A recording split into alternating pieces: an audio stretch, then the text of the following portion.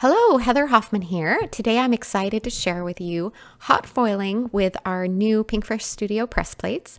These are designed to work with the Spellbinder's Better Press machine for letterpress techniques, but we've also discovered they work beautifully for hot foiling as well. We love this because it also gives you more ways to stretch your supplies and get more value for your money. So it gives you two options and two different ways to use these beautiful products as well.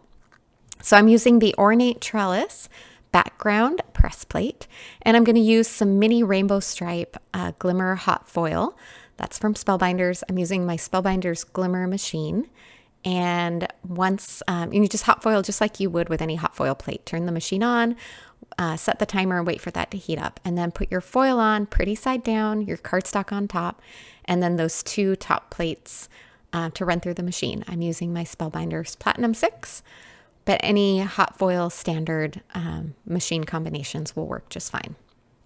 All right, ran that through just that one time. I'm going to pull my plates off there, get that bottom plate heating again for my next thing.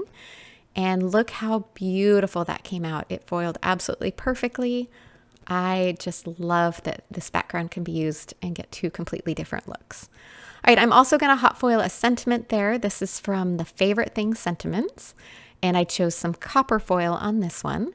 I love how even in the more intricate sentiments like this, it still does just as beautiful job as any hot foil plate does. And you're still going to get that beautiful look. And while these sentiments are beautiful with that letterpress technique, they also are gorgeous hot foiled. And with the coordinating dies, it makes it super handy to have another way to use these sentiments as well. All right, same technique as before, putting my foil pretty side down, my cardstock on top, and then I'm just going to run that through my die cut machine once again. And you're going to see, as soon as it comes through there, I probably used a much larger piece of cardstock and foil than I needed to. I would recommend trimming them down a little closer to match, but it's what I had handy when I started, so I just went with it. Look how easily that just releases from your paper too. And there you can see how absolutely perfect. There's no overfoiling or anything. It's just a perfectly foiled image. Now, we also were a little concerned with what happened if we accidentally put our foil on the wrong side. We were kind of thinking that it was going to cause a problem and maybe ruin them so they didn't work for a better press. But this is the Beautiful Roses press plate, and I've got some red Glimmer foil. I picked a nice bold color so you could see. And as this is preheated, notice I'm going to put, instead of putting my foil the right way, I'm going to put it upside down so my foil is facing. I'm doing this one time to show you, but right before this, I did it about 10 times all in a row, and I had the exact same result. You'll notice when we roll it through, while normal hot foil plates, that foil would have stuck and you just would have had a pretty plate.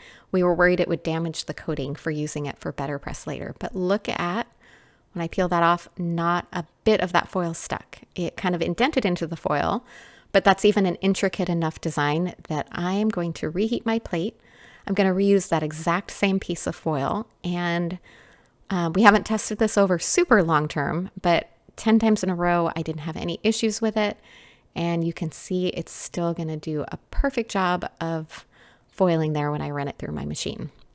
So if you sat and did it hundreds of times, I don't know what the effect would be long term. We haven't tested it in that instance, but I'm going to assume that most people, if they do that, it's kind of a once in a while accidental thing. And with doing it 10 times in a row, I felt pretty confident that I wasn't going to have to worry about that. And there you go. See, that is perfectly foiled. No problems at all. And I also used it again right afterwards to make another better press design, and no issues with that either. All right, and just like with hot foiling, I wanted to show you this really quick. You can also still use all those leftover foil pieces and get the hot foiled reverse image. So I'm gonna go ahead. I've already heated up my solid hot foil plate. I have that negative foil that I've gone ahead and put on there with some cardstock. When I use the solid foil plate, I like to go forward and backwards just to give it more time with that combination of the heat and pressure. And we're going to pull that off, and you'll be able to see, once again, you get that perfect reverse foiled image that lets you not waste any of that beautiful foil. And there we go. You've got both designs there. That's again with the beautiful roses and red foil. And then I'm also going to show you, I did the same thing with that Ornate Trellis. I foiled the reverse of that from the mini rainbow stripe. And I assembled those into some finished cards after this video. So hopefully this gives you some great ideas to stretch those press plates. Thanks for stopping by. Have a great day.